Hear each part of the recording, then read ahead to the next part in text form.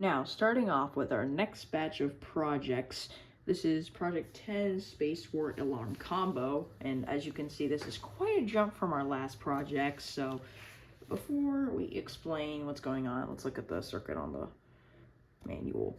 But there is a lot, and I mean a lot of things going on here. So we've got the jumper wires here, we've got tons of snap wires, of course, switch, we have the photoresistor, we have the alarm integrated circuit and the space war integrated circuit. We have a lamp here, the speaker. So what's going to happen is when we turn this on, you're going to hear the sound of the alarm. But when I hold down the press switch, this will make the function to turn on the space war sound. And when you hold it down, it will make the same sound, but you can keep pushing it, keep going through the sounds.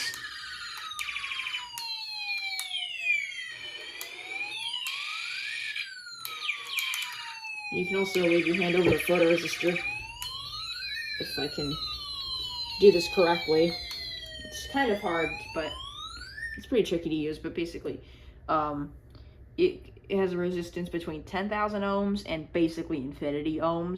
It's just different if it's dark or light, I guess, and you know, it'll change depending on what's going on with it, so that's how this works.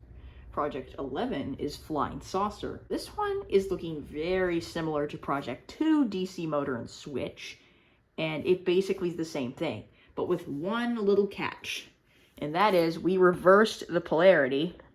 As you can see, the plus is on the opposite side of where it should be. Now, because of that, something weird's gonna happen when I turn on this thing. You will not feel air coming from the top, but you'll actually feel it from the bottom. But when I turn it off, here's the catch. As you can see, it just came off of the fan motor and literally just fell off and went up in the air because of this reason. So that's usually because of the wind direction pushing it back up. That's how this works, basically. And it's pretty funny if you have like full batteries or you want to make a huge flying saucer where you use like multiple battery packs. Not recommended, but it is pretty dang funny, I think, if you have full batteries. I don't have full batteries right now, so I can't make it do the full thing. But it's pretty funny to watch. One time I made a huge flying saucer with like 3 battery packs worth like 10.5 volts, and I was very careful to not leave it on too long, but I please don't try that. It's not a good idea. Project 12 is Decreasing Saucer Lift. All we did here was we just replaced the 3-snap wire with the lamp. Now, because of this, as shown in the lamp and fan in series, this means that we won't have as much air and the lamp's going to be dimmed, which means because I don't have full batteries, it's going to be a bit hard for me to get this thing to come off.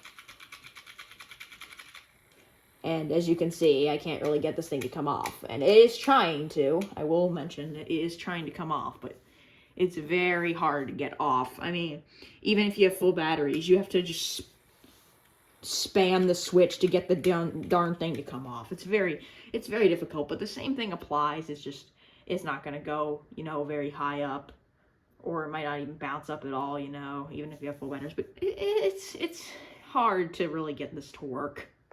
Project 13 is the 2-speed fan.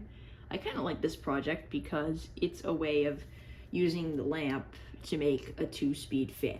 So when we turn it on, as you can see, the lamp is on and the fan is on, meaning that it's going to go through this path, through the switch, through the motor. It's going to go this way through the lamp and then back to the batteries. But when I hold down the press switch over here, the lamp turns off. It changes paths to go pass by the lamp, not making current flow through it, causing the fan to go fast. And when I let go of it, obviously it changes paths and makes it slow back down. So this one is an interesting one in my opinion. I like a 2-speed fan. It's just like having to push buttons to change things. It's really fun. Now we're going to be using the same project for Project 14, and that is the fuse. So a fuse is whenever too much current is being drawn to an electronic product, and because there's too much being drawn, it'll make the fuse go off, which stops any current from being transferred over to whatever it's happening to, whatever electronic thing it's happening to. So what we're going to do is we're going to turn on, we're going to hold down the press switch, and I'm going to take this 2-snap wire off while it's running. So if there would have been like too much current for too long, it could have started a fire in a way, like if it were real life, right? Like this was an actual situation. Obviously this wouldn't happen in snap circuits, but when I take this off, like pretend this is a fuse, it'll stop any current from being flown to the product, and that means it will stop everything, and that's how a fuse works. So pretty interesting. Might as well turn the switch off. Very cool, you know, when it comes to, you know, keeping safety in products and stuff like that. So that's what that's all about.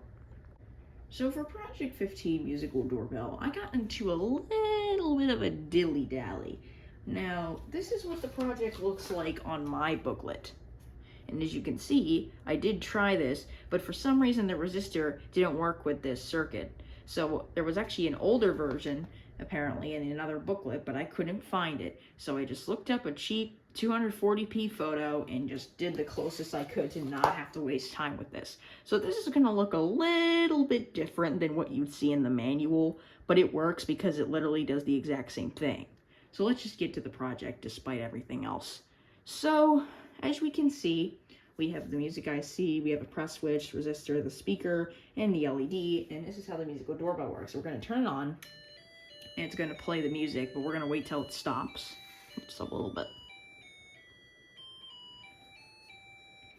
So when I push the press switch, it's going to play again. You'll see the light LED is going to light up, but when I let go, it keeps playing until the end of the song, because the integrated circuit is programmed to do that. So even if you let go, it's going to do the same thing. And that's pretty much it for this project. Again, sorry for it not being the same as the manual. I just did as close as I could because I didn't know what else to do. So I apologize, and on to the next project. Project 16 is the momentary alarm. So this one is a little different. So how this works is the press switch is now being used like an alarm, and the project is going to be louder because it's supposed to be like an alarm. So I'm going to turn this on. I actually had it on for some reason. I don't know why I did. It's going to play as usual. And when I hold down the press switch, which is glitching a little bit, you will see that when I let go, it stops. And if I hold it down long enough,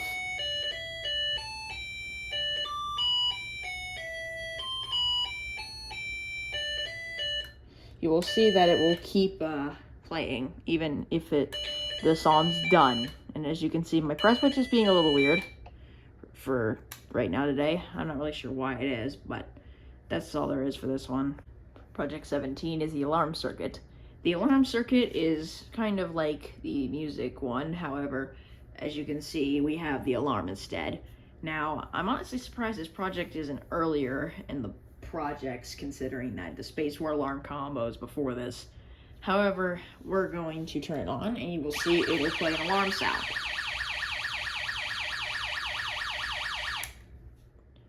So for Project 18, which is the laser gun, I added a 3-snap wire there because these points actually make different sounds. Now I'm holding a resistor in my hand because I wanted to mention that the original project actually has a resistor to make it sound like a quieter laser gun, like an actual laser gun would, but because it's one more space across, I would have to rebuild the whole thing.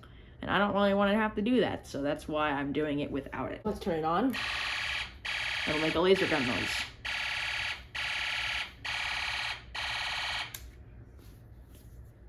Project 19 is the Space War.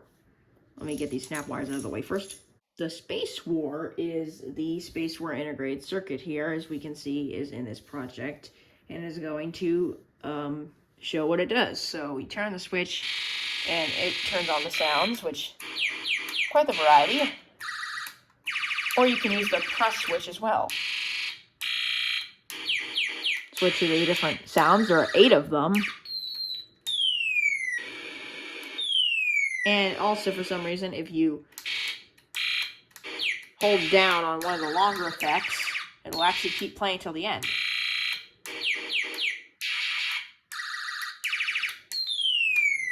Now, as you can see, my press switch is still glitching. So that's pretty much all for the Space War. Project 20 is the light switch, where instead we use the photoresistor to switch to the sounds. So you can still use the press switch as usual. However, for me, using the photoresistor is pretty hard.